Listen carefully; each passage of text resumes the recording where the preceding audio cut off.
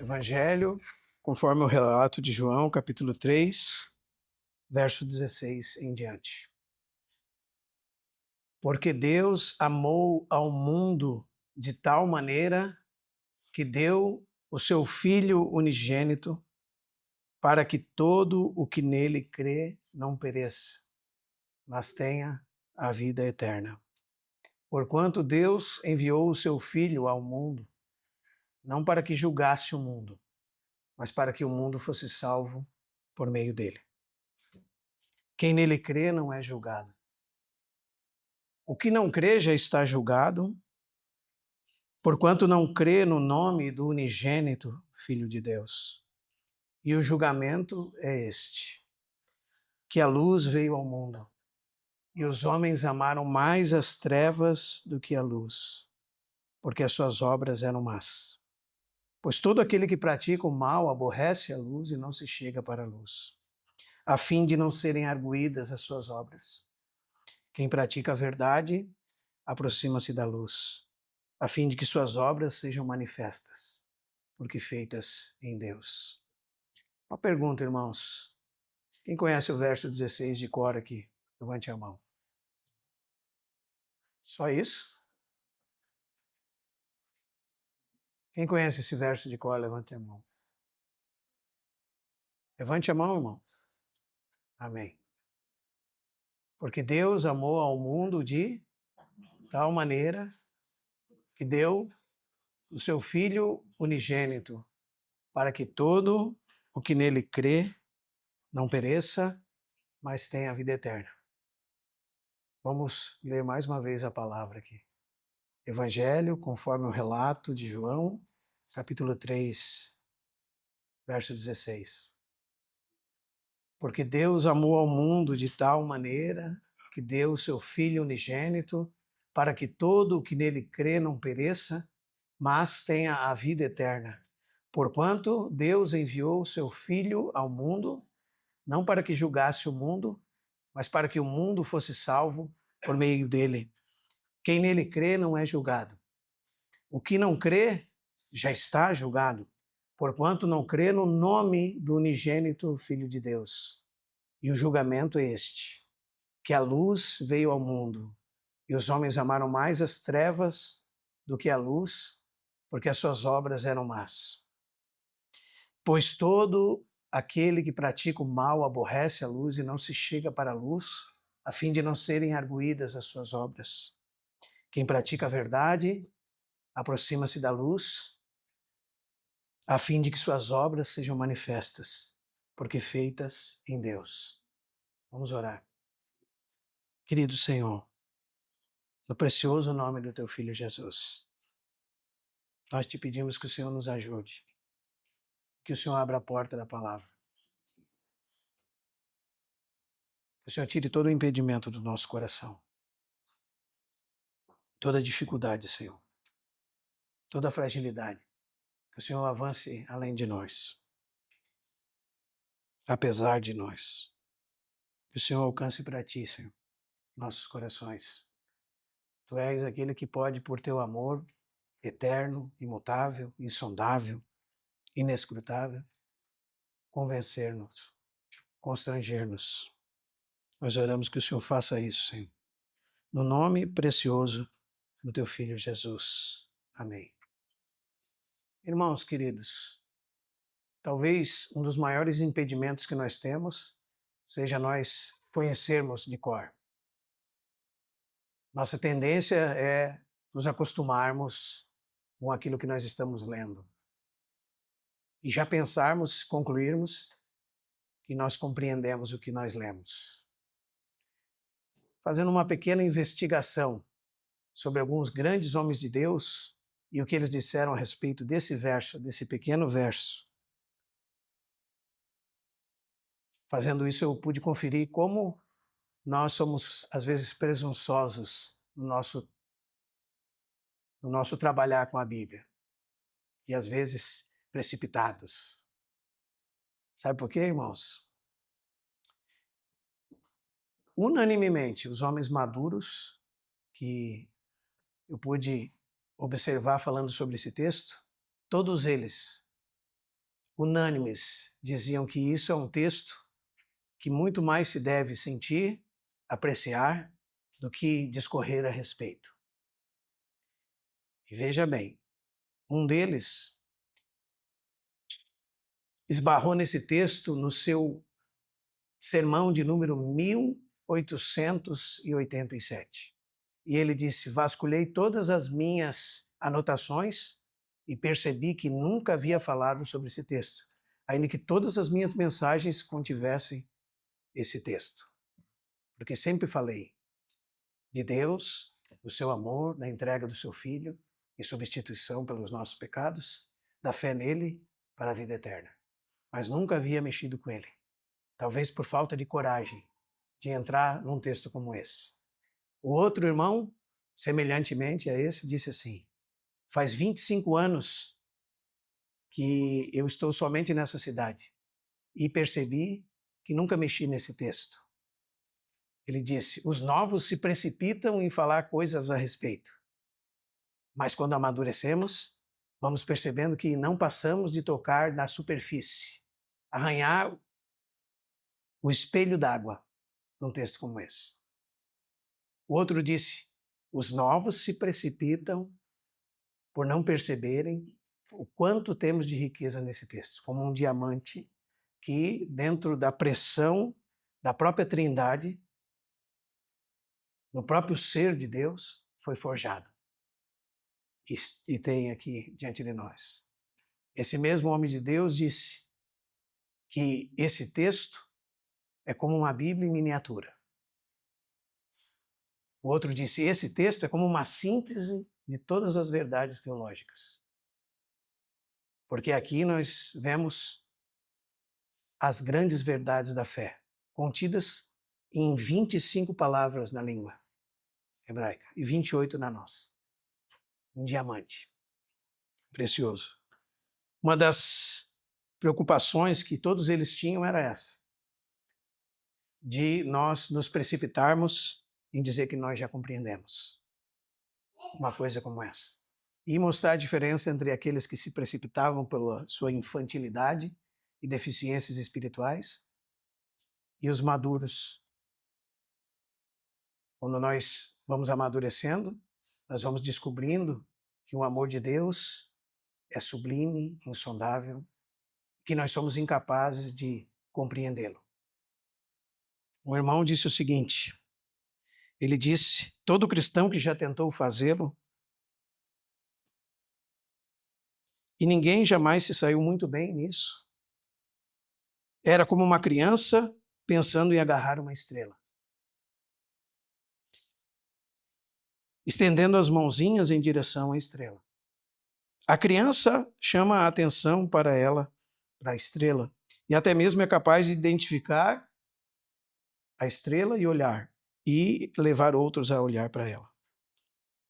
E ele diz: por isso, ao elevar meu coração em direção ao alto e sublime amor de Deus, alguém que nunca soube nada a respeito dele pode ser encorajado a olhar para cima e ter esperança. Mas não significa que conseguirá agarrá-lo em sua mão. Amém, irmãos? Isso diz respeito a coisas eternas. Então nós temos que tirar as sandálias dos pés. Um desses pregadores, e se fugir 25 anos desse texto, mas como estou expondo João, me deparei com ele. Agora o que fazer? Diante da sarça ardente, tenho que tirar as sandálias dos pés, porque o lugar que estou pisando é solo sagrado. Hoje nós conseguimos entender um pouco melhor quando nós ouvimos irmãos. Eu lembro que uma vez estava numa reunião de irmãos e nós estávamos estudando o Evangelho de Mateus e houve um irmão que tinha lido 167 vezes aquele Evangelho. Ou seja, ele sabia de cor, né? E o irmão mais velho disse para ele: irmão, daqui a uns 20 anos o irmão vai começar a receber luz sobre aquilo que está contido ali. Né? Mas, por que eu digo isso, irmão? Porque essa questão do amor de Deus, que é a causa, o objetivo, né, motivo da nossa salvação, da nossa regeneração, melhor dizendo, é algo que os seres humanos não são capazes de compreender. Nós podemos sentir. Ele pode derreter o nosso coração. Né? Quando a gente, pelo menos me parece, não sei, mas quando a gente medita nessas coisas, parece que o nosso batimento acelera e parece que o nosso coração fica mais amolecido, como se fosse impressionado, assim. Como se o Senhor estivesse apertando o coração, né? Amolecendo o coração. É uma coisa maravilhosa. Mas é uma coisa que às vezes a gente tem que dizer para o Senhor, Senhor, agora já deu que eu não aguento mais. Deus amou ao mundo de tal maneira. Né? O que é o amor? O amor não é mero sentimentalismo. O amor, nos nossos dias, é algo sexualizado, erotizado. É algo que não corresponde àquilo que a Escritura diz. Foi transformado, foi pervertido em todos os seus níveis. A nossa concepção de amor não tem nada a ver com o que a Escritura diz sobre o amor. Nós sempre estamos pensando em termos de sentimentalismo. Não que não toque o sentimento, mas o amor, como já dizia um irmão, é um ato de serviço e sacrifício em favor do outro. É isso que essa palavra significa. Ela sempre é um verbo, uma ação. Aí então, há sentimento, mas sempre é uma ação. Né? Deus promoveu a maior de todas as ações, entregar seu Filho em favor de nós. Né? E 1 João 3,16 diz, nisso conhecemos o amor, que Cristo deu a sua vida por nós. E devemos dar as nossas vidas pelos irmãos. Os irmãos percebem, irmãos? Ação. Não, irmão, como eu te amo. Deus prova o seu amor para conosco, pelo fato de ter Cristo morrido por nós, sendo nós ainda pecadores. Deus fez. Não há nenhum sentimentalismo envolvido. Sabe o que isso significa? Significa que Deus se importa com você. E Deus trata familiarmente com você. Significa, por exemplo, imagine comigo, irmão, a mãe daquele ladrão da cruz. Ele tinha um número numa cela, não tinha? Estava numa cela. E saiu a sua sentença de morte. E ele foi pregado numa cruz. E naquela cruz, amarrado, ele disse, eu estou aqui por causa dos meus pecados. Não é verdade? E a mãe dele poderia dizer, ele está desamparado, aflito, abandonado. Não é assim? Mas alguns palmos dele tinha alguém que se importava com ele. Os irmãos estão entendendo, irmãos? E tinha alguém que o salvou, porque o amou, antes da fundação do mundo. Que coisa maravilhosa, né? O desamparado, sozinho, solitário, né? Pode ser que alguém que está aí na rua há uns 15 anos como um mendigo, aí você vai conversar com ele, o que você está fazendo? Eu não tenho ninguém, estou sozinho, desamparado, aflito. Há anos minha mulher me abandonou. Há anos meus pais morreram. Todas as coisas foram tiradas de mim pelas pessoas que eu julgava ser amado. Fui traído por aqueles que eu amava. Ninguém se preocupa comigo. Aí o evangelho veio para esse indivíduo miserável e diz, existe alguém que se importa. Existe alguém que se importa. Se importa tanto que enviou seu filho unigênito ao mundo. Os irmãos percebem? Isso é uma mensagem para nós. Isso é uma mensagem de boa nova. Quando bem entendido, né? Porque isso traz dignidade ao homem. E coloca ele dentro do propósito de Deus. Aí o que aconteceu nos nossos dias? Aí vem os coachings, a teologia da prosperidade, e colocam uma mensagem como essa em torno do ser humano. E como está envolvido o ser humano como se fosse o centro das coisas, né? Como se o seu umbigo fosse o centro do universo. Então o que acontece? Deus te amou porque você é muito importante, porque você é especial, porque Deus não vive sem você, porque você é tão belo que Deus não resistiu. Não é assim que se diz? Não é verdade. Apesar de você, Deus te ama. Apesar dos seus pecados, apesar da sua natureza caída, apesar da sua maldade, apesar das suas fraquezas, apesar de tudo que você é, apesar de você merecer a ira de Deus, a condenação eterna, apesar de tudo isso, por conta de quem Ele é como Deus, qual é a natureza essencial do seu ser, Ele te ama. Aqui está. Os irmãos percebem como isso é importante para nós, irmãos. Quando nós nos precipitamos, por exemplo, a entender o que a Bíblia diz sobre o amor. Isso é importante porque nós agora estamos diante de um paradoxo. Não é assim? Há dignidade na natureza humana. E nós podemos identificar essa dignidade porque ele foi feito à imagem e semelhança de Deus. Né? E Deus o ama. Por outro lado, a queda afetou a raça humana. E o pecado entrou no mundo. E o homem foi enganado. E agora ele é um zero à esquerda. E é importante isso, porque depois que você se tornou crente, você foi promovido a zero. Você era menos que zero. Aí você foi promovido a zero. Isso é bem importante para nós, irmãos. Isso coloca as coisas no seu devido lugar na prática. Como assim? Nós descobrimos o seguinte, irmãos. Como diz esse texto aqui, de Gálatas, capítulo 6, verso 3. Se alguém julga ser alguma coisa, não sendo, aí coloca um zero aí. Engana-se a si mesmo. Esse é o homem. Esse é o homem depois de crente ainda. Em si mesmo, um zero à esquerda. Os irmãos estão entendendo? Nós não somos pessoas que Deus merece, que merecíamos que Deus nos amasse. Não somos. E continuamos não sendo. Zero. Zero para nós. Não tem nada a ver conosco. Tem a ver com quem o Senhor é. Isso que é importante. Não tem nada a ver conosco. Ainda depois de cristão, quando você pensasse em alguma coisa, lembre-se, você é um zero. Você é um verme. Né? Você é menos que nada. Mas o Senhor se importa com você. Isso engrandece o amor de Deus.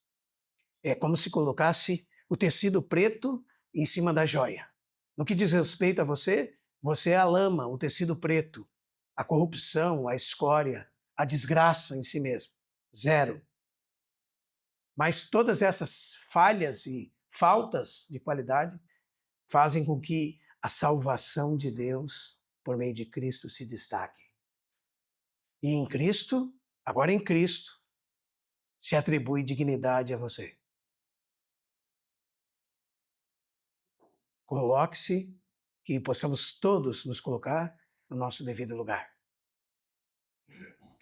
Aí o Senhor receberá a glória que lhe é devida. Né? Quando você pensar, saber alguma coisa, agora eu conheço sobre Deus e as coisas espirituais. Lembre-se de Mateus capítulo 11. Ninguém conhece o Filho, senão o Pai. Então você não conhece nada. Fora do Filho. Nada. Zero. Zero. Ninguém conhece o Pai, senão o Filho, e quem é o Filho, o quiser revelar. Então, Cristo é a nossa glória. Cristo é a nossa alegria. Cristo é a nossa sabedoria. Cristo é a nossa justiça. Cristo é a nossa redenção. Cristo é a nossa santificação. Para Ele foram feitas todas as coisas. Ele é o objeto do amor eterno do Pai, em quem o Pai tem toda a sua complacência. E aí, irmãos, acho interessante. Os que conhecem a linguagem de computador vão entender o que eu vou dizer. O computador trabalha com código binário. Quando eles tentam explicar para nós leigos o código binário sempre é uma combinação de 1 e 0. 1 e 0. Né? Aí as letras se tornam códigos binários. Tal letra fica 001, 01, 0011, corresponde a tal letra. Né? Mas é sempre 1 e 0. E eles nos ensinam da seguinte forma: 1, interruptor ligado. 0, interruptor desligado. É como se fosse milhares de interruptores. Agora pense nisso na sua vida, agora e daqui por diante até a eternidade. Compare isso com a sua vida. Em você, 0. Em Cristo, 1. Em você, 0, nada, desligado. Em Cristo, ligado. Vivo. Eficiente, produtivo, de valor. Os irmãos percebem? Importante, irmãos. Importante. Se alguém pensa ser alguma coisa, não sendo nada, engana-se a si mesmo. Mas Deus se importa com você. Deus se importa com os homens. Deus se importa com o mundo. Porque Ele é esse tipo de Deus. Não se precipite. Porque Deus amou o mundo. Essa conjunção, essa primeira porque, ela faz a ligação com tudo que nós já vimos. É uma conjunção de causa ou explicativa. Aí vem tudo que veio antes e tudo que vem depois. Por quê? Que ligação é essa? Jesus está falando com um homem chamado Nicodemos, um religioso. Às vezes a religião nos atrapalha. Às vezes o fato de nós pensarmos que conhecemos a Bíblia nos atrapalha. Está cheio de pessoas que dizem que conhecem a Bíblia e não conhecem a Deus. E pode viver a vida inteira falando sobre a Bíblia e quando falecerem vão para o inferno falando sobre a Bíblia, se não nasceram de novo. E ele chega para Jesus de noite, ele era bem sucedido, ele era bem reconhecido entre todos e fala para Jesus: Jesus, eu sei de onde tu veio, eu tenho visto que ninguém pode fazer o que tu faz se Deus não estiver com ele. E Jesus responde a ele mostrando que ele não sabe, que ele não viu, que ele não entrou. Não é assim? Jesus diz: em verdade te digo, se alguém não nascer de novo, não pode ver o reino de Deus. Não é? Se alguém não nascer da água do Espírito, não pode entrar no reino de Deus. É o que é nascido da carne, carne. O que é nascido do Espírito, é Espírito. E nós já vimos o que é o novo nascimento, como acontece o novo nascimento. Nós já vimos também de onde vem o novo nascimento e como Deus produz o novo nascimento através da morte de Cristo na cruz, à semelhança da serpente que foi levantada no deserto. E aqueles que olhavam para ele, significando crer, eram curados. Esse homem veio ter com Jesus, mas ele era religioso, bem-sucedido, mas não sabia que estava perdido, estava em trevas. E aquele que está em trevas não sabe para onde vai, porque as trevas lhe cegaram os olhos. Mas a luz do mundo estava diante dele. Bendito seja o nome do Senhor. Diz o vento sopra onde quer, falando da eficiência do Espírito no novo nascimento, que o Espírito que aplica o novo nascimento nos corações. E sabe o que acontece daí? Nova sensibilidade, uma mentalidade nova, novas emoções, novas percepções, nova sensibilidade. Por quê? Foi implantada uma nova natureza no coração do homem. É aqui que começa a vida cristã. Não é antes disso. Antes disso não tem nada. Pode viver a vida inteira religiosa, se não tiver o novo nascimento, não tem nada. É aqui que começa a coisa. Nova sensibilidade. Os olhos são abertos para Deus. Né? Nova identidade. Não era filho de Deus. Mas a todos quanto receberam, João 1,12, deu-lhes o poder de serem feitos filhos de Deus. Que foram gerados por Deus. Que nasceram de Deus. Nasceram do alto. Nasceram para Deus. Nasceram de novo. Tem o Espírito. Em quem também vós, Efésios 1, 13, 14. Depois que ouvistes a palavra da verdade, o evangelho da vossa salvação, tendo nele crido, fostes selados com o Santo Espírito da promessa. Tem o Espírito, tem Deus habitando dentro deles. Da onde veio esse novo nascimento? Do céu. Ele diz, como pode suceder isso? Ele pergunta para Jesus. Jesus, tu és mestre em Israel, não compreendes essas coisas? E Jesus diz, nós falamos o que sabemos e testificamos o que temos visto. Contudo, não aceitais o nosso testemunho. Se tratando de coisas terrenas, não credes? Como crereis se eu falar das celestiais? Ele diz, ninguém subiu ao céu, senão aquele que de lá desceu. Ele veio para nós. O Filho de Deus foi enviado ao mundo. Os irmãos percebem, irmãos? Por que ele foi enviado ao mundo? Não para que julgasse os homens, mas para que os homens fossem salvos por meio dele. Foi para isso que ele veio. E como Deus opera o novo nascimento? Através da morte do seu Filho naquela cruz. Como uma maldição pelos nossos pecados. Ele toma sobre si todos os nossos pecados. E agora Deus imputa sobre ele a nossa culpa. Ele é o abandonado, ferido de Deus e oprimido naquela cruz, que era o nosso lugar por causa dos nossos pecados. Né? E agora Deus pode fazer essa troca conosco, irmãos. Qual é a troca? Nossos pecados sobre o seu Filho. Todos eles. A justiça do seu Filho sobre nós. Bendito seja o nome do Senhor. E o Senhor pode nos declarar justo por meio da morte do seu Filho Jesus. Esse é o bendito evangelho da cruz. Né? O que nós estávamos fazendo antes? Mortos. Efésios capítulo 2, em delitos e pecados. Andando segundo o curso desse mundo. Era assim que nós estávamos.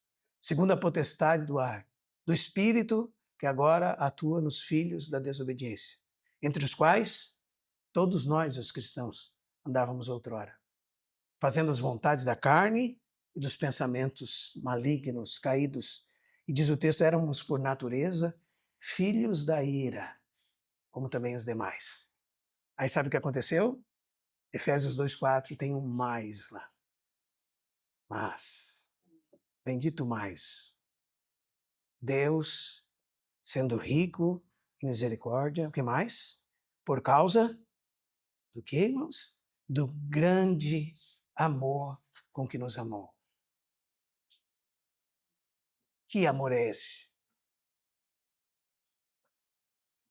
Que amor supremo, que glorioso amor.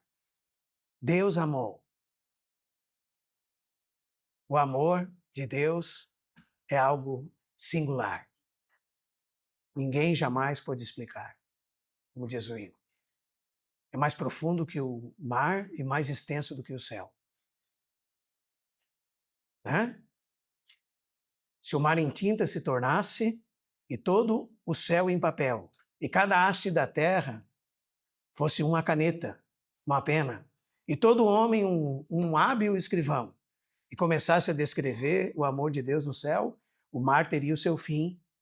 E onde estaria o livro? Porque nem haveria se começado a descrever o amor de Deus. Esse é o amor do texto. É um amor eterno. Não é sentimentalismo. Está ligado a todos os atributos divinos. É a própria essência do próprio Deus, como diz 1 João capítulo 4, 8 e 4, 16. Deus é amor. Ah, eu não disse Deus é amor, viu? Eu preciso desse evangelho mais simples. Né? Deus é amor. Deixa que eu faça o que eu quiser da minha vida. Ele me ama e o amor cobrirá todos os meus pecados. Deixa eu viver como eu quiser, fazendo qualquer coisa. Como Deus é amor, Ele não se importa. E Ele me ama mesmo assim. Eu vou fazer qualquer coisa e no fim estarei no céu com Ele. Isso não é verdade. Isso não é amor. Isso não tem nada a ver com a Escritura e nem com o que a Bíblia diz que é o amor de Deus. É por isso que os que entendem errado dizem que todos serão salvos. A Bíblia não diz que todos serão salvos.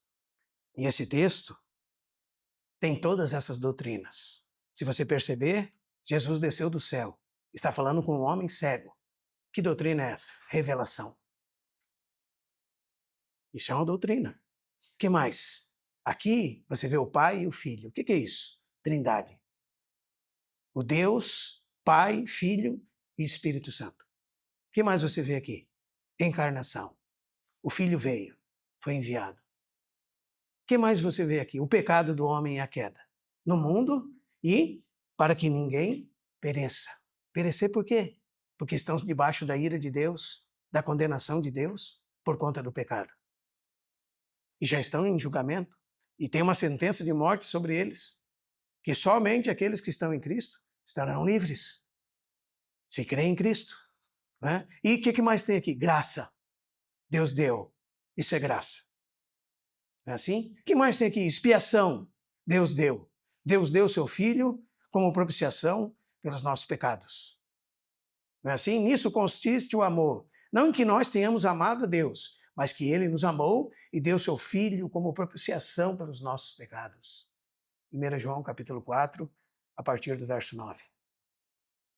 Deus deu. Isso é expiação. Sacrifício de substituição. Graça. Juízo eterno. Não é?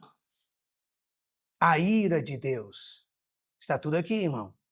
Interessante, né? Passamos correndo por cima. Pensamos que já sabemos. É como um diamante aqui. É uma Bíblia em miniatura.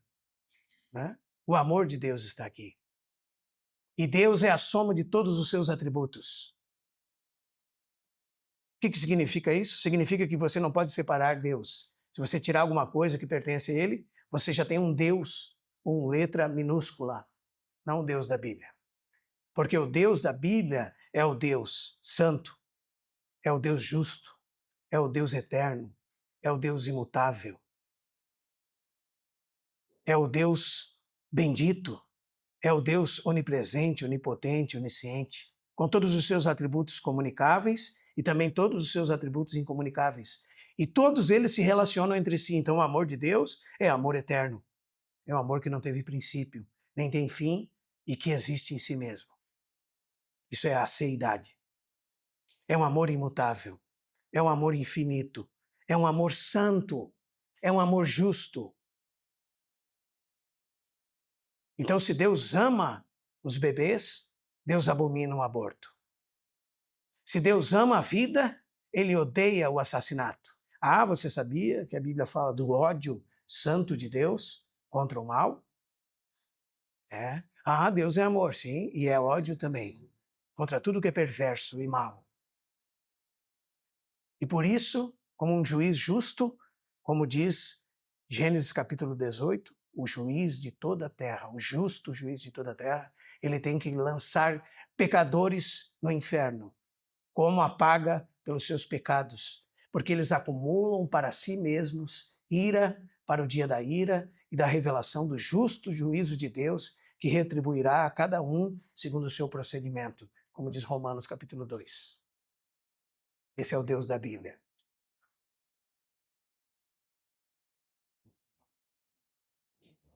E o amor de Deus precisa ser entendido nos termos do Deus da Bíblia. Aliás, tem um irmão do passado que escreveu um livro chamado A Difícil Doutrina do Amor de Deus. Porque há muitos aspectos do amor de Deus. E os irmãos estão investigando, né? Que diz respeito ao próprio Deus. E você vai estudar a vida inteira e mais um pouco, e você vai arranhar só um espelho d'água, só a superfície. Imagine que presunção, irmãos. Nós, os zeros à esquerda, pensando que já sabemos sobre o amor de Deus. Não, isso aí, irmão, isso aí. Quer que eu pregue? Hã? Não, isso aí é fácil, é fácil. Irmãos, anotem uma frase, guardem no seu coração. Os olhos sempre vencem o ouvido. O ver sempre vence o ouvir. Porque se nós verdadeiramente tivermos em vista que Deus está nos observando e vendo quem nós somos e o que nós fazemos, que é isso que está à vista, nós vamos descobrir que nós não correspondemos com aquilo que nós dizemos e sabemos que ouvimos, com aquilo que somos, aquilo que as pessoas veem em nós. Os olhos sempre vencem o ouvido. É por isso que quando alguém vê você dando testemunho da verdade com a sua vida, esse testemunho é irretocável. A pessoa está vendo o evangelho vivido na sua vida. Pronto. Na sua casa, na sua família, entre os seus parentes. Ninguém pode dar testemunho contrário a isso. As pessoas estão vendo. Não é? E quando você esquecer que as pessoas estão vendo, ou também, lembre-se, Deus também está vendo. Deus está vendo como você responde. Deus conhece você inteiramente. Nada passa despercebido aos olhos daquele que nós havemos de dar contas. Isso, se nós tivermos os olhos abertos, nós vamos descobrir que esse é o amor que não busca os seus próprios interesses, que não se ensoberbece, que não se ensoberbe, que não se exaspera. É o verdadeiro amor, daquelas 15 características do capítulo 13 de 1 Coríntios, que é paciente, benigno, que não inveja, que não se ressente do mal, que não se conduz inconvenientemente, que tudo sofre, tudo espera, tudo crê, tudo suporta, que jamais falha. Esse é o amor da Bíblia. E nós estamos muito aquém desse amor. Muito aquém. Chame um irmão mais velho para fazer uma análise sobre a sua vida, alguém que seja maduro no Senhor, e talvez você não seja corajoso o bastante de ouvir o que ele tem a dizer a respeito de você. Porque talvez ele vê o que você diz que ouve, mas a sua audição é derrotada pela sua vista, por aquilo que as pessoas observam em você.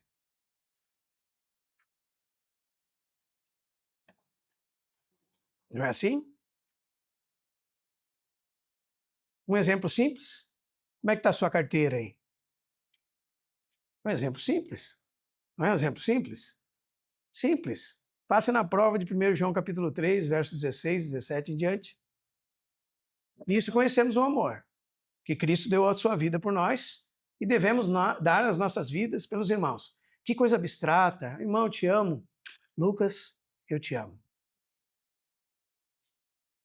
O que diz o verso 17?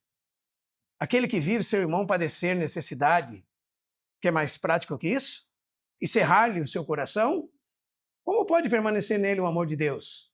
E João instrui, filhinhos, aqui está o verdadeiro amor. Não amemos de palavra, né? Nem de língua, mas de fato e de verdade. E nisto conheceremos que somos da verdade e perante ele tranquilizaremos o nosso coração. Você passa nesse teste, irmão? É um teste simples, irmão. Simples, irmãos. Deus deu seu próprio Filho ao nosso favor e devemos dar a nossa vida pelos irmãos. Nisto sabemos que permanecemos nele, quando amamos uns aos outros. Aquele que diz que ama a Deus e odeia seu irmão é mentiroso e nele não está a verdade. Aquele que ama seu irmão, nele está a verdade. Ora, nós temos da parte dele este mandamento, que aquele que ama a Deus, ame também a seu irmão. Passou no teste, irmão? Passou no teste? É um teste simples. É um teste que envolve o que você pode tocar agora. Né? É um teste simples. Será que nós conhecemos o amor de Deus? E esse amor tem muitos aspectos, como eu disse para os irmãos, só vou citar para os irmãos. Esse amor já existia. Sabe, esse é um amor que fala da Trindade, da eternidade. Quando não existia nada, nem ninguém, existia Deus, o Pai, o Filho e o Espírito Santo. E o Pai amava o Filho. E o Filho amava o Pai. E havia o amor entre eles. E havia uma harmonia perfeita nesse amor. E Deus estava totalmente satisfeito em seu Filho. E o Filho satisfeito no Pai. E o Pai era o amante. O Filho era o amado. Né? O objeto do amor. E o Espírito o amor entre eles. E se existe família, relacionamento, qualquer coisa, pura, genuína, procede daí. É aqui que começa.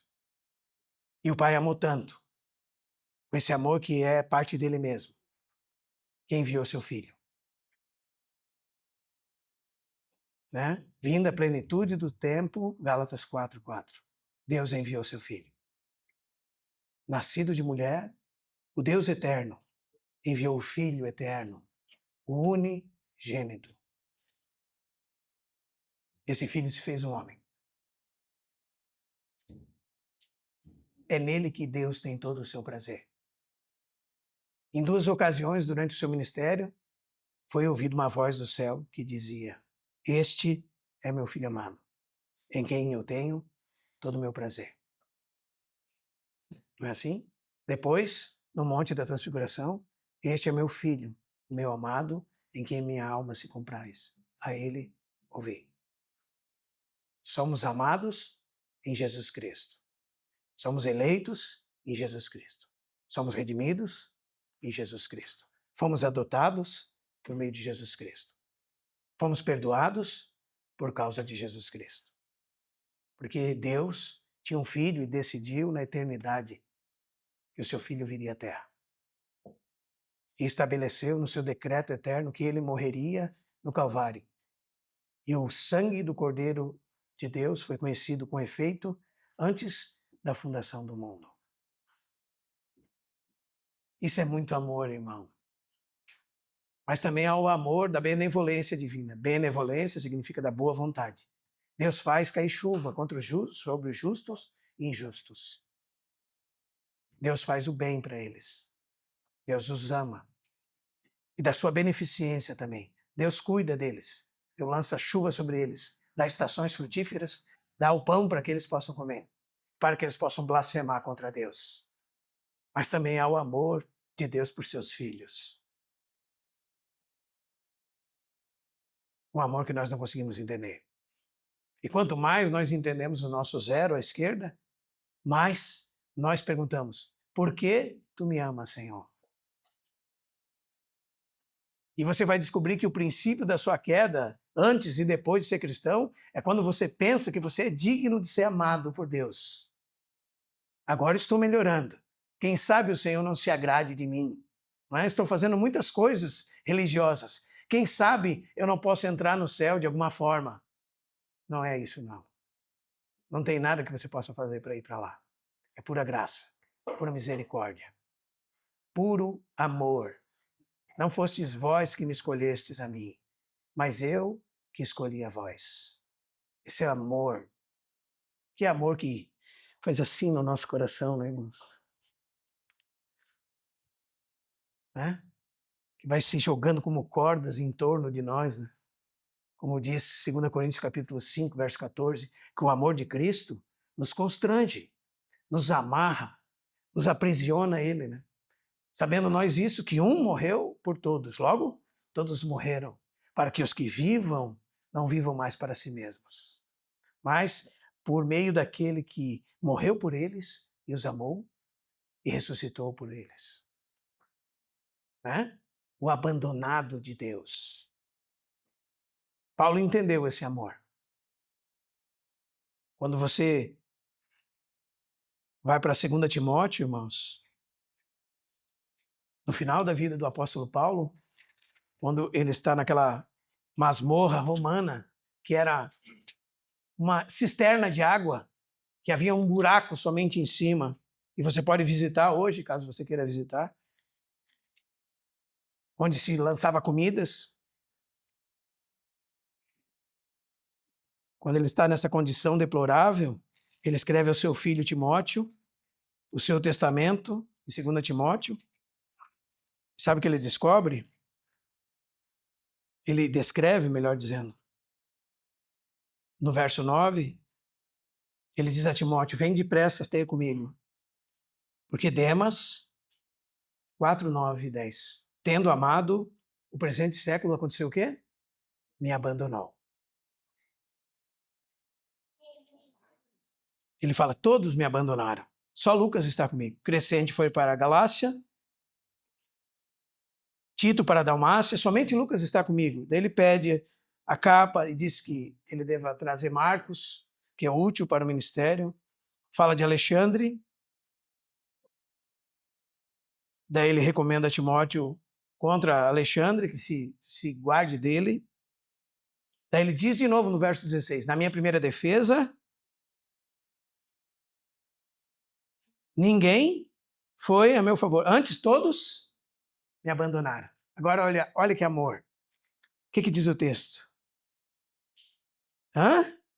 Mas isto não lhe seja colocado em conta. Que isso não lhe seja colocado em conta. 17. O que é? Quem que fez? O Senhor me assistiu. O Senhor estava comigo. E o Senhor não só estava comigo, me revestiu de forças. O que mais? Para que por meu intermédio a pregação fosse plenamente cumprida e todos os gentios a ouvissem, e fui libertado da boca do leão. O que mais o Senhor fará com ele? Isso é amor, irmão, que preserva. Isso é amor leal. Amor que não trai, que não abandona. O Senhor me livrará também de toda obra maligna e me levará salvo para o seu reino. Que bendito amor, que precioso amor, que não trai, que não falha, que jamais acaba. O Senhor me levará em paz para o seu reino. O Senhor me revestiu de forças. Ainda que todos me abandonaram, o Senhor me assistiu. O Senhor me livrou da boca do leão. Os irmãos estão percebendo, irmãos? Por quê? Porque Ele nos ama e com seu sangue nos comprou para Ele. Como diz Apocalipse capítulo 1, a partir do verso 9. Aliás, texto para nós lembrarmos, a partir do verso 5, melhor dizendo. Da parte de Jesus Cristo, fiel testemunha, o primogênito dos mortos e o soberano dos reis da terra. Veja quem é. Aquele que nos ama e que nos assiste em nossas fragilidades. O tempo todo que nos ama. Com amor eterno, eu te amei. E com a minha benignidade, eu te atraí. Deus te ama. Deus se importa com você. Você não presta. Mesmo assim, Ele te ama. Porque Ele é esse tipo de Deus. E porque Ele é esse tipo de Deus, Ele fez você nascer de novo. E ninguém o arrebatará da mão dele. Os irmãos estão percebendo, irmãos? Ninguém o arrebatará da mão dele. Sabe o que acontece? Ele deu o seu filho para você. Isso é uma prova de amor. Como diz Romanos, capítulo 8.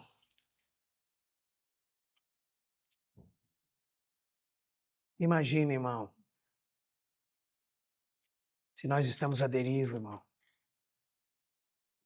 Sabe o que aconteceu com Jesus para ele ser esse tipo de salvador, irmãos?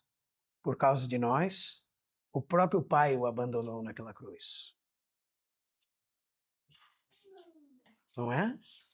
O nosso Senhor passou por isso, irmão. Todos fugiram e o abandonaram. Não foi isso que aconteceu com os discípulos? Depois, irmão, no Getsemane, 3 vezes ele foi pedir ajuda aos discípulos e pedir que vigiassem com ele. E Pedro e os outros 2 o abandonaram. Ele teve que suportar sozinho. Não é assim? Depois, na casa do sumo sacerdote, enquanto Pedro se aquecia ao fogo, Pedro negou 3 vezes. E Lucas diz que, na terceira vez, Jesus olhou para ele. Ele sabe o que é sofrer. Ele sabe o que é ser abandonado. Ele conhece. Ele perdoou a Pedro. Mas na cruz do Calvário, o próprio Pai o abandonou por causa dos nossos pecados. Como diz o Salmo 22, o brado da cruz, Deus meu, por que me abandonaste? Leia o Salmo 22, o Salmo da cruz. Ele foi abandonado por Deus por causa dos nossos pecados, para que agora nós não fôssemos mais abandonados. Pelo contrário, fôssemos recebidos por Deus. Por quê? Porque Deus ama. Aleluia, Deus ama. Deus ama, Deus escolhe, Deus preserva, Deus é leal, Deus não muda, seu amor não falha, ninguém pode sondar o coração dele, e ele não muda, e ele prometeu, e ele garantiu, está tudo consumado. Não é assim, irmãos? É assim. Por isso que nós podemos dizer da seguinte forma, irmãos.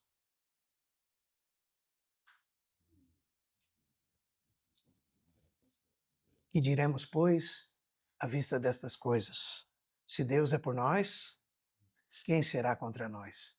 Veja, aquele que não poupou o seu próprio filho. Romanos 8:32. Aquele que não poupou o seu próprio filho antes, por todos nós. Aqui está a palavra deu.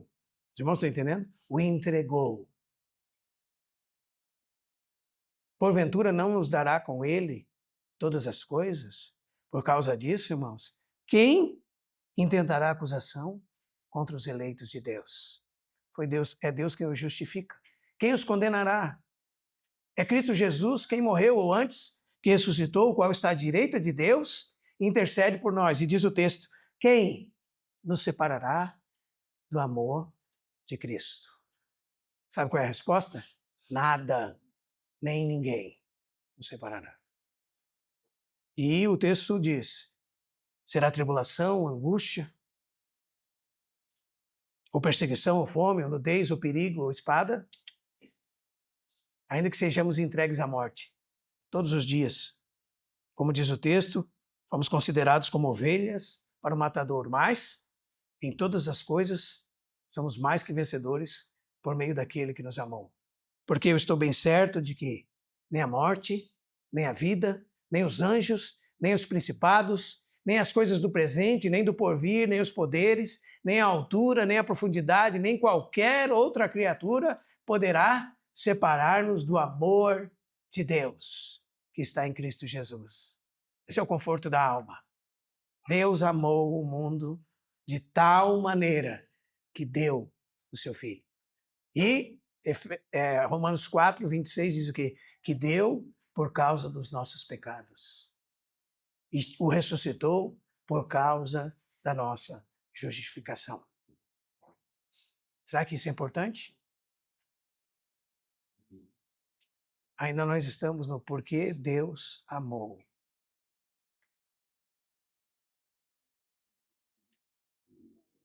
E quem Deus amou? Qual foi o objeto do amor de Deus? Pecadores, ímpios, inimigos de Deus. Esses foram o objeto do seu amor. Deus amou o mundo. E Deus amou o ser humano. E Deus amou cada indivíduo. E Deus amou você particularmente. Não é pouca coisa. É bastante coisa. Não é, meus irmãos? Deus amou os seres caídos. Deus amou os seres humanos. Deus amou aqueles que foram enganados pelo diabo.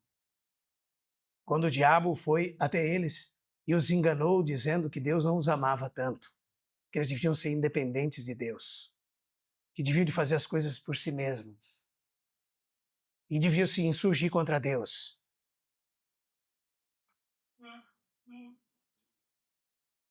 E eles caíram feio. A palavra de Deus diz que Deus fez o homem perfeito, como está em Eclesiastes capítulo 7, verso 29. E ele se meteu em muitos problemas.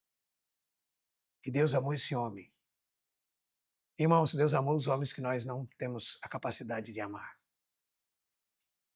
Os assassinos. Homens que estupraram crianças. Prostitutas. Deus amou. Deus amou homens brutais. Deus amou você com todas as suas debilidades e pecados. Você acorda de manhã e você está cheio de pensamentos espirituais. Lê livros, bonitos livros, e de repente você é atingido por um monte de perversidade e malignidade dentro da sua mente. Esse é você. Esse sou eu. Deus te amou mesmo assim.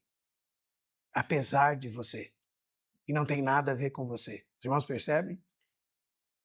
E Deus não deseja que você pereça.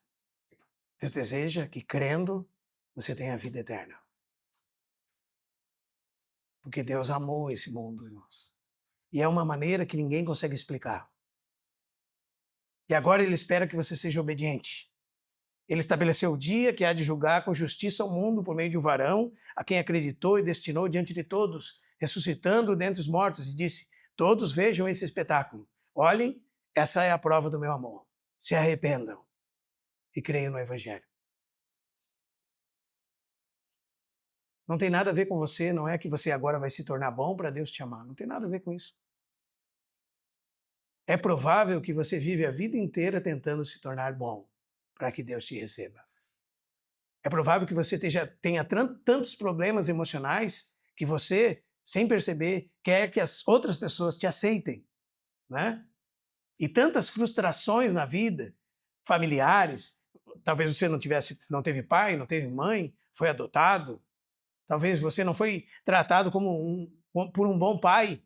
Você não teve amigos, você teve traidores na sua vida e você traiu as pessoas. Apesar de tudo isso, Deus continua sendo Deus e Deus te ama. Né? Apesar de tudo isso. Deus está olhando para você. E sabe o que se incomoda, irmãos? A gente tem que pregar para os cristãos. Porque a gente tem que viver afirmando que não tem nada a ver com os cristãos. Que não tem nada de beleza em nós que Deus queira. Ou que satisfaça Ele. Nós não somos a última bolacha do pacote, irmãos. Nós não somos merecedores desse amor. Pelo contrário, a única coisa que nós merecemos é que Deus nos solte da sua mão, a terra se abra e nós sejamos dragados vivos ao Hades. É só isso que nós merecemos. Isso é o que temos nosso por direito. Quando você ora, restitui-me, dá de volta o que é meu, pode ser que Deus receba a sua oração e te lance para o inferno.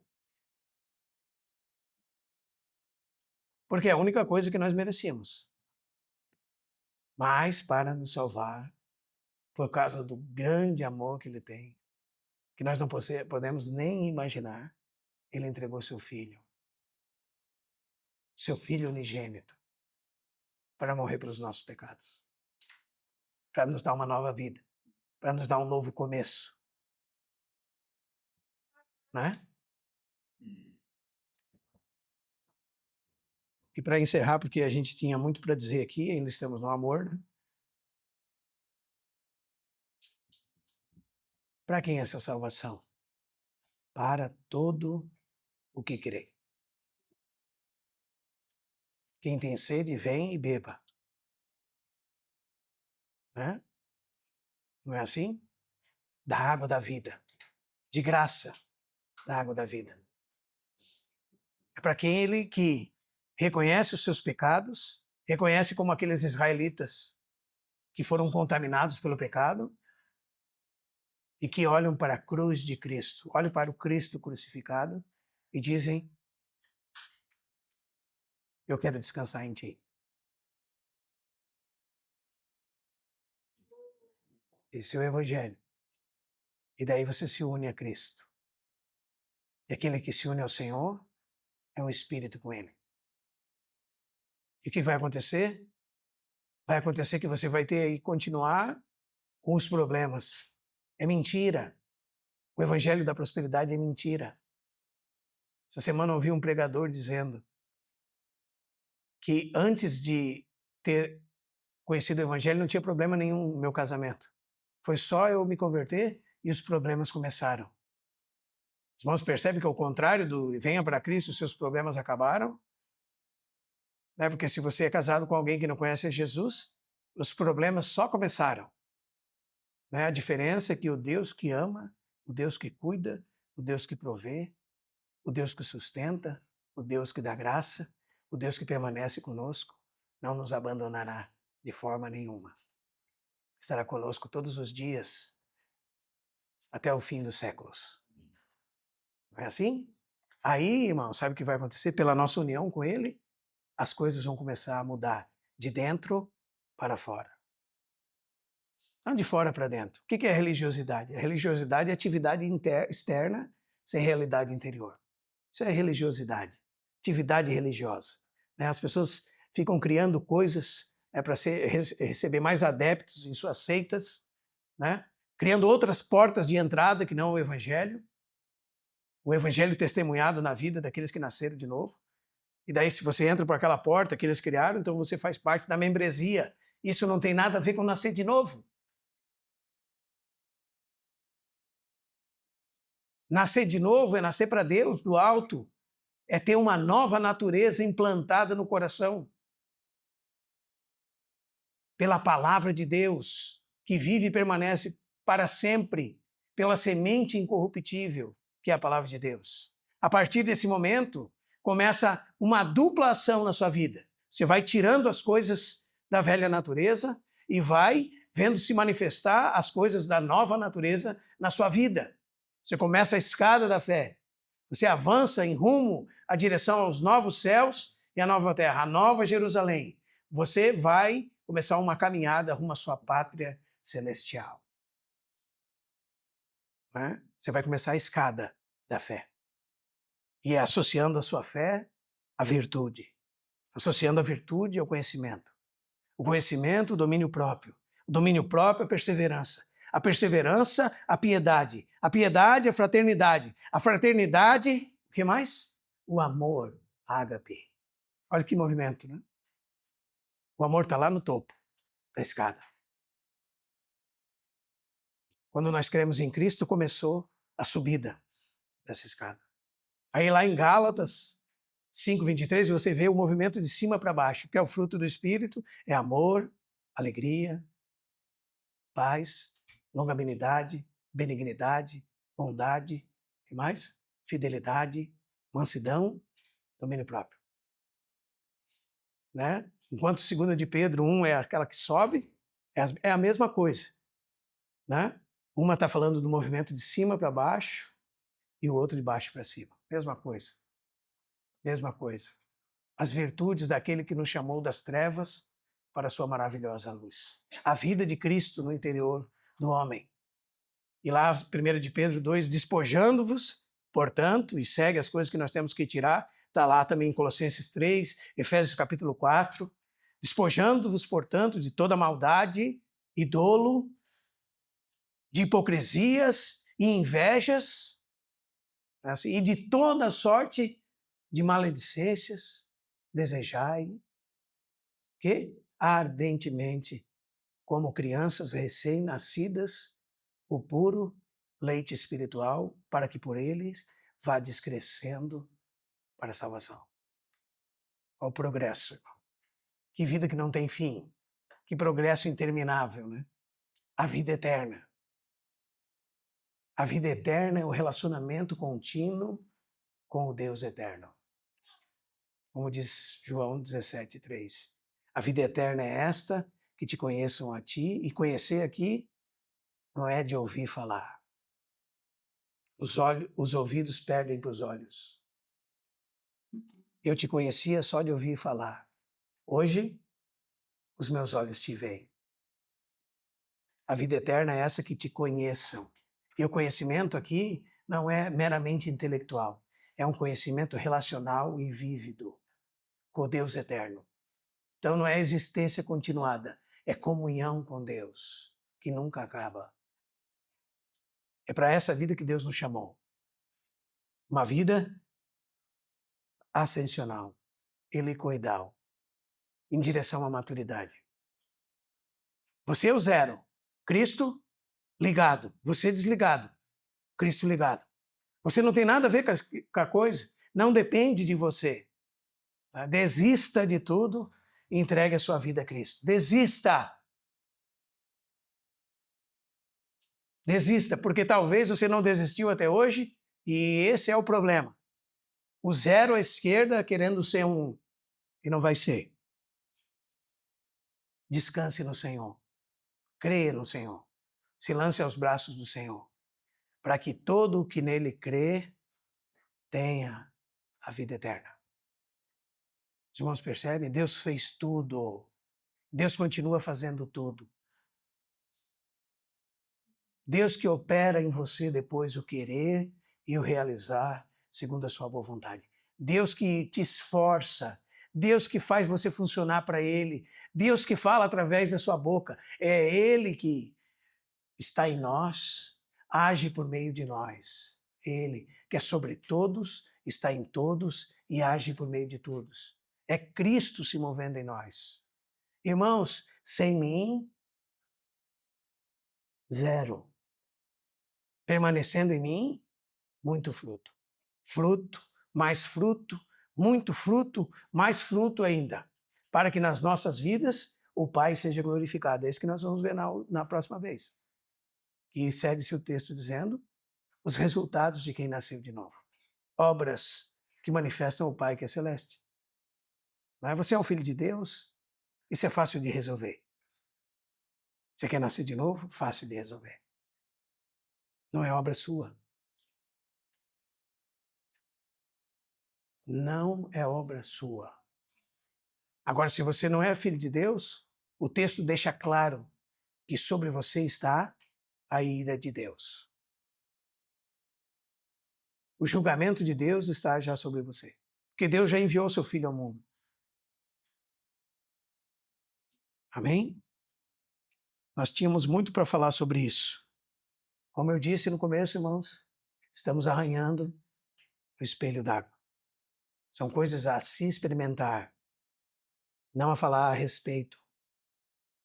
São coisas a se tocar. Se você tem esse desejo de nascer de novo, a palavra de Deus diz em Romanos capítulo 10, a partir do verso 9, que se com a tua boca confessares Jesus como Senhor da tua vida, e no teu coração você crê que Ele ressuscitou dentre os mortos, você será salvo. Porque com o coração se crê, e porque crê, o Espírito aplica nova vida em você. E com a boca se confessa a respeito da salvação. E isso é para todos. Não tem judeu nem grego. Porque Deus é rico para com todos os que o invocam. E todo aquele que invocar o nome do Senhor será salvo. Que coisa maravilhosa. Ué, mas quantas esmolas que eu tinha que dar? Quantas obras que eu tinha que fazer? Não, as obras vêm depois. Elas são testemunho se você é realmente salvo. E, infelizmente, irmãos, nós vivemos no meio de um monte de ímpios que se dizem cristãos. E suas atitudes não são nada de cristãos. Que não há realidade nenhuma espiritual. São ímpios vestidos de cristãos. São pessoas que não amam a Deus, porque quem é do Senhor permanece com este selo. O Senhor conhece os que são seus e aparte-se da injustiça todo aquele que professa o nome do Senhor. 2 Timóteo capítulo 2. O Senhor conhece os que lhe pertencem. Porque essas coisas vão brotar do interior dos nascidos de novo, irmãos. E hoje, infelizmente, nós temos que pregar o evangelho para aqueles que se dizem que são cristãos. Porque a gente não pode enganar as pessoas. Porque eles podem estar vestidos belamente, com uma Bíblia debaixo do braço e irem para o inferno.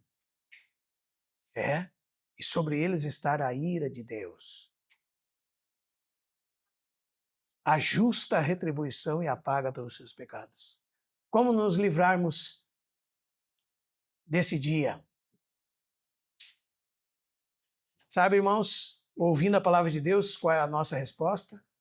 É a resposta daqueles 3.000 homens em Atos capítulo 2.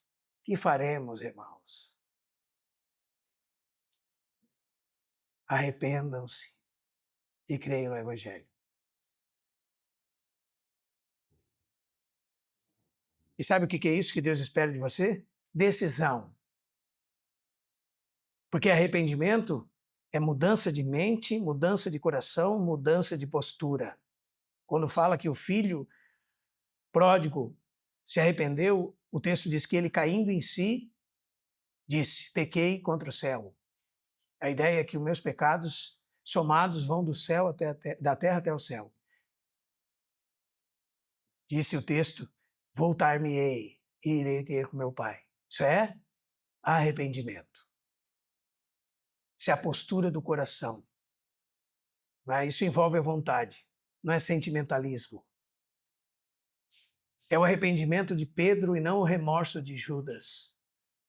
É arrependimento, né? Porque Pedro foi restaurado. Pedro foi perdoado. Judas saiu para se enforcar. E a palavra de Deus diz em 2 Coríntios capítulo 7 que o arrependimento, segundo Deus, a tristeza, segundo Deus, gera arrependimento para a salvação. Então Deus quer que nós sejamos levados à salvação. Amém? Curva a sua fronte, feche os seus olhos. Como pode suceder isso? Curva a sua fronte, feche os seus olhos. Como pode suceder isso? Perguntou Nicodemos. Vou responder para você. É obra do Espírito Santo. Como pode suceder isso? É no poder do Espírito Santo. É porque Deus satisfez a sua ira mediante a morte do seu Filho Jesus. É porque Deus te ama tanto, de tal maneira, que deu seu Filho. Viu, crianças? Não importa a sua idade. Deus te ama tanto e de tal maneira que deu o seu Filho unigênito para morrer pelos teus pecados, para que você receba nova vida. Ah, sabe o que vai acompanhar você? Você vai ter a companhia de Deus. É importante. Na verdade, é essencial para a vida, para que todos os nossos amores sejam direcionados ao Deus que é o amor supremo. E também é o motivo de que as pessoas estão buscando satisfazer-se com riquezas, com posição, com empresas, com cargos, com mulheres, com ter uma casa, com ter um carro, ou bens nessa vida. Por que o seu coração está nisso? Porque não está no Deus eterno.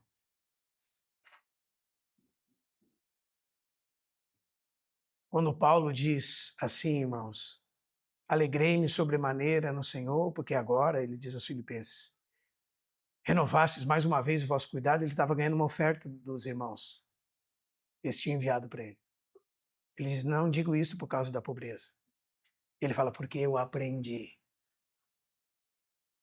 a viver contente. Em toda e qualquer situação, ele cita várias coisas. Tanto sem estar humilhado como ser honrado. De tudo e em todas as coisas tem experiência. Tanto de fartura como de fome. Assim de abundância, como diz Gálatas 6. Tudo posso naquele que me fortalece. Sabe o que ele está dizendo? Eu aprendi a estar totalmente satisfeito em Cristo. Eu aprendi a estar totalmente suprido em Cristo. Porque Cristo satisfaz o coração completamente. Eu aprendi a estar totalmente suprido em Cristo. Eu aprendi a estar em Cristo totalmente satisfeito. Cristo é a satisfação eterna da alma sedenta. E o vazio dessas almas é do tamanho do próprio Deus. E Cristo quer ocupar todos os espaços da sua vida, não importa a sua idade. Então, de frontes curvadas, vamos orar. Querido Senhor, obrigado porque nós não precisamos gritar, porque como a tua palavra diz, o amor é muito diferente de um símbolo que retine. Quando há muito barulho, Senhor, nós sabemos que é uma superfície oca.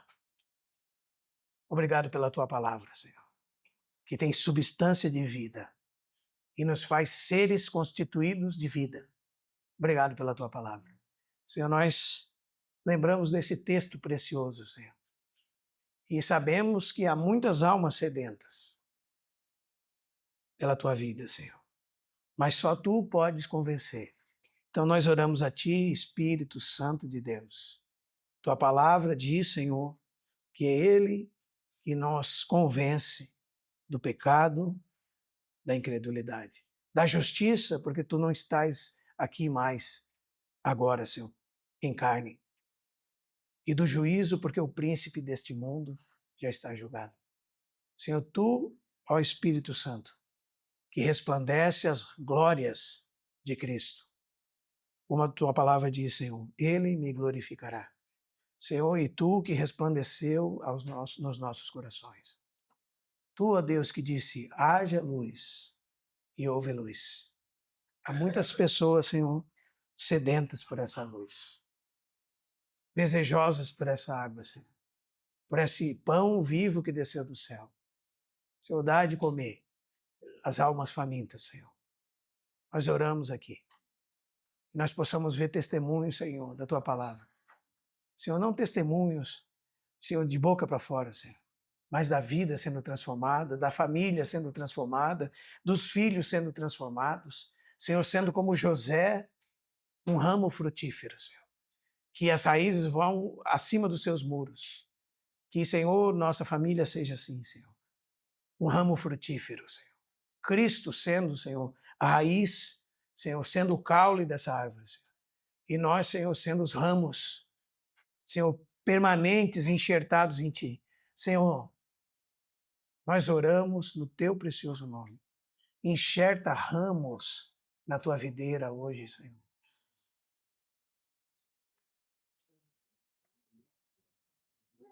Tu és o que tira, Senhor, da oliveira brava, Senhor, e enxerta na videira, Senhor. Enxerta ramos, Senhor, na Tua videira, Senhor.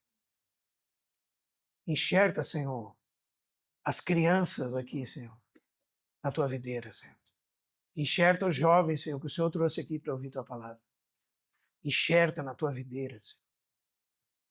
Senhor, que nós possamos batizar muitos irmãos, que o Senhor produziu vida no interior, Senhor. Pela Tua graça, Senhor. Que nós vejamos, Senhor, os frutos do Senhor na vida dos irmãos. Senhor, que nós vejamos, Senhor, a Tua longanimidade, a Tua paciência, a Tua benignidade, a Tua bondade, a Tua mansidão, Senhor. A Tua vida, Senhor. A realidade do testemunho do Senhor no coração, no espírito, Senhor, do homem. Senhor, muitos têm dificuldades em reconhecer, Senhor, o Senhor como Pai. Por causa, Senhor, da história da vida, Senhor. Senhor, que possam ser curados por Ti, Senhor. Que possam abrir suas bocas e dizer, Abba, Pai. E que o Espírito testifique no Espírito que são filhos de Deus. E se são filhos, são herdeiros de Deus e co-herdeiros com Cristo.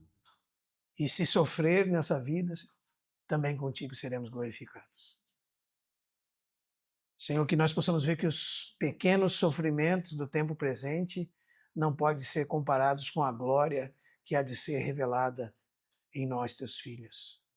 Senhor, que até a própria criação aguarda, Senhor, a manifestação da glória dos teus filhos. Essa criação que está gemendo com dores, Senhor, aguarda. E nós que temos a primícia do Espírito, gememos em nosso íntimo, aguardando a adoção de filhos, a redenção final do nosso corpo, Senhor. Senhor, lança muitas pessoas nessa esperança hoje, Senhor. Encaminha a Tua palavra, que a Tua palavra se propague e seja glorificada, Senhor. Tu amaste o mundo de tal maneira que Tu deu o Teu Filho unigênito, Senhor, para que todo aquele que em Ti crê, no Teu Filho crê, que não confia em si mesmo, Senhor, que deposita a fé no Teu Filho como objeto da fé deles, não pereça, mas tenha vida, Senhor. Ó Senhor, é isso que nós oramos, Senhor. Em nome do Teu Filho Jesus. Amém.